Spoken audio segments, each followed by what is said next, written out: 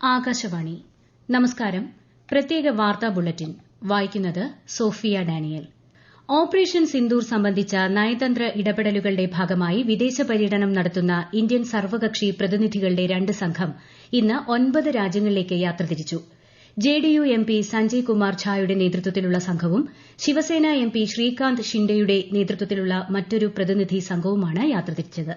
കനിമൊഴി നയിക്കുന്ന സംഘം നാളെയാണ് യാത്ര തിരിക്കുന്നത്. അമൃത് ഭാരത് പദ്ധതി റെയിൽവേയുടെ അടിസ്ഥാന സൌകര്യ വികസനങ്ങളിൽ നാഴികക്കല്ലാണെന്ന് പ്രധാനമന്ത്രി നരേന്ദ്രമോദി. അമൃത് സ്റ്റേഷനുകൾ യാത്രക്കാർക്ക് സുഗമമായ യാത്രാ സൌകര്യം പ്രദാനം ചെയ്യുമെന്നും പ്രധാനമന്ത്രി സമൂഹമാധ്യമത്തിൽ കുറിച്ചു. ആധുനിക സൌകര്യങ്ങളോടെയുള്ള 103 അമൃത് ഭാരത് സ്റ്റേഷനുകളാണ് പ്രധാനമന്ത്രി നാളെ ഉദ്ഘാടനം ചെയ്യുന്നത്. കേരളത്തിലെ ചിറയൻകീഴ്, വടകര സ്റ്റേഷനുകൾക്ക് പുറമെ മാഹി റെയിൽവേ സ്റ്റേഷനും ഇതിൽ ഉൾപ്പെടുന്നു. രാജസ്ഥാനിലെ ബിക്കാനീറിലാണ് ഉദ്ഘാടന ചടങ്ങ് നടക്കുന്നത്. പാക് ഹൈക്കമ്മീഷനിലെ ഒരു ഉദ്യോഗസ്ഥനെ കൂടി പുറത്താക്കി ഇന്ത്യ. 24 മണിക്കൂറിനകം രാജ്യം വിടാനാണ് നിർദ്ദേശിച്ചിരിക്കുന്നത്. ഔദ്യോഗിക പദവിക്ക് നിരക്കാത്ത പ്രവർത്തനങ്ങളിൽ ഏർപ്പെട്ടതിനാണ് ഉദ്യോഗസ്ഥനെ പുറത്താക്കിയതെന്ന് വിദേശകാര്യ മന്ത്രാലയം അറിയിച്ചു. ഇന്ത്യയിലെ പാകിസ്ഥാൻ നയതന്ത്രജ്ഞരോ ഉദ്യോഗസ്ഥരോ അവരുടെ പദവികൾ ഒരു തരത്തിലും ദുരുപയോഗം ചെയ്യുന്നില്ലെന്ന് കർശനമായി ഉറപ്പാക്കണമെന്നും പാക് ഹൈക്കമ്മീഷൻ അധികൃതരെ വിവരം അറിയിച്ചിട്ടുണ്ടെന്നും മന്ത്രാലയം വ്യക്തമാക്കി. ബലൂചിസ്ഥാനിലെ ഖുസ്ദാറിൽ ബസ്സിലെ സ്ഫോടനവുമായി ബന്ധപ്പെട്ട് പാകിസ്ഥാന്റെ ആരോപണങ്ങൾ തള്ളി ഇന്ത്യ. ഇത്തരം വാദങ്ങൾ അടിസ്ഥാനരഹിതമാണെന്ന് വിദേശകാര്യ മന്ത്രാലയ വക്താവ് രൺധീർ ജയ്സ്വാൾ പറഞ്ഞു. എല്ലാ ആഭ്യന്തര പ്രശ്നങ്ങൾക്കും ഇന്ത്യയെ കുറ്റപ്പെടുത്തുന്നത് പാകിസ്ഥാന്റെ സ്ഥിരം രീതിയായി മാറിയിരിക്കുന്നുവെന്നും രൺധീർ ജയ്സ്വാൾ ആരോപിച്ചു. കുട്ടികളിൽ സമ്മർദ്ദം ലഘൂകരിക്കാനും ഉല്ലാസത്തിനുമായി സ്കൂളുകളിൽ പ്രത്യേക സമയം ഏർപ്പെടുത്തുമെന്ന് മുഖ്യമന്ത്രി പിണറായി വിജയൻ. സംസ്ഥാന സർക്കാരിന്റെ 4ാം വാർഷികത്തോടനുബന്ധിച്ച് മലപ്പുറത്ത് നടന്ന ജില്ലാതല യോഗത്തിൽ സംസാരിക്കുകയായിരുന്നു അദ്ദേഹം. വളർന്നുവരുന്ന തലമുറ സമ്മർദ്ദങ്ങൾക്ക് അടിമപ്പെട്ട് ജീവിക്കുന്ന സാഹചര്യമാണ് നിലവിലുള്ളത്. ഈ സാഹചര്യം പൂർണ്ണമായി ഒഴിവാക്കാൻ രക്ഷിതാക്കളും അധ്യാപകരും ഒരുപോലെ ശ്രമിക്കണമെന്നും മുഖ്യമന്ത്രി പറഞ്ഞു. സംസ്ഥാനത്ത് നിക്ഷേപങ്ങൾ പ്രോത്സാഹിപ്പിക്കാൻ മുഖ്യമന്ത്രി അധ്യക്ഷനായ നിക്ഷേപക ബോർഡ് സംവിധാനം രൂപീകരിക്കാൻ സർക്കാർ തയ്യാറെടുക്കുകയാണെന്ന് മന്ത്രി P Rajeev. Invest Kerala global സമ്മിറ്റിൽ പങ്കുവച്ച പദ്ധതികളുടെ തുടർ പ്രവർത്തനങ്ങൾ സംബന്ധിച്ച് മാധ്യമങ്ങളോട് സംസാരിക്കുകയായിരുന്നു അദ്ദേഹം. നിക്ഷേപക ബോർഡ് രൂപീകരിക്കാൻ ആവശ്യമായ പുതിയ നിയമ സംവിധാനങ്ങളുടെ പണിപ്പുരയിലാണ് സർക്കാരെന്നും മന്ത്രി വ്യക്തമാക്കി. ദക്ഷിണ പൂർവേഷ്യൻ രാജ്യങ്ങളിൽ കോവിഡ് കേസുകൾ വലിയ തോതിൽ റിപ്പോർട്ട് ചെയ്യുന്നതിനാൽ കേരളത്തിലും ജാഗ്രത വേണമെന്ന് മന്ത്രി വീണ ജോർജ്.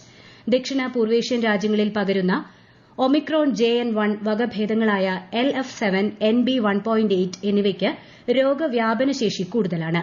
രോഗലക്ഷണമുള്ളവരും ആശുപത്രികളിൽ പോകുന്നവരും മാസ്ക് ധരിക്കണമെന്നും മന്ത്രി പറഞ്ഞു. സ്കൂളുകളിൽ സമഗ്ര ഗുണമേന്മാ വിദ്യാഭ്യാസം നടപ്പിലാക്കുമെന്നും ഇതിനായുള്ള മാർഗ്ഗനിർദ്ദേശങ്ങൾ തീരുമാനിച്ചിട്ടുണ്ടെന്നും വിദ്യാഭ്യാസ മന്ത്രി വി ശിവൻകുട്ടി. ഓരോ ഘട്ടത്തിലും കുട്ടികളുടെ പഠന നിലവാരം അറിഞ്ഞ് ആവശ്യമായ പിന്തുണ ഉറപ്പാക്കി മുന്നേറാൻ പ്രാപ്തരാക്കുക എന്നതാണ് പദ്ധതിയുടെ ലക്ഷ്യമെന്ന് അദ്ദേഹം തിരുവനന്തപുരത്ത് വാർത്താസമ്മേളനത്തിൽ പറഞ്ഞു. മലപ്പുറം കൂരിയാട് തകർന്ന ദേശീയപാത 66 NHAI വിദഗ്ധ സംഘം പരിശോധിച്ചു. ഡോക്ടർ അനിൽ ദീക്ഷിത്, ഡോക്ടർ ജിമ്മി തോമസ് എന്നിവരുടെ നേതൃത്വത്തിലുള്ള വിദഗ്ധ സംഘമാണ് അപകടസ്ഥലം സന്ദർശിച്ച് പരിശോധന നടത്തിയത്. ഇവർ നൽകുന്ന റിപ്പോർട്ടിന്റെ അടിസ്ഥാനത്തിലായിരിക്കും തുടർ നടപടികൾ. കേരളത്തിൽ 2ാം വർഷ higher secondary, vocational higher secondary പരീക്ഷാഫലങ്ങൾ വിദ്യാഭ്യാസ മന്ത്രി വി ശിവൻകുട്ടി നാളെ വൈകുന്നേരം 3 മണിക്ക് പ്രഖ്യാപിക്കും. +1 പരീക്ഷാഫലം അടുത്ത മാസം പ്രസിദ്ധീകരിക്കും. താമരശ്ശേരി ഷഹബാസ് വധക്കേസിലെ പ്രതികളുടെ തടഞ്ഞുവച്ച SSLC പരീക്ഷാഫലം പ്രസിദ്ധീകരിച്ചു. ഹൈക്കോടതിയുടെ നിർദ്ദേശപ്രകാരമാണ് ഫലം പ്രസിദ്ധീകരിച്ചത്. വിദ്യാർത്ഥികൾക്ക് ഉപരിപഠനത്തിന് അപേക്ഷിക്കുന്നതിന് വേണ്ട നടപടികൾ സ്വീകരിച്ചിട്ടുണ്ടെന്ന് വിദ്യാഭ്യാസ മന്ത്രി വി ശിവൻകുട്ടി അറിയിച്ചു.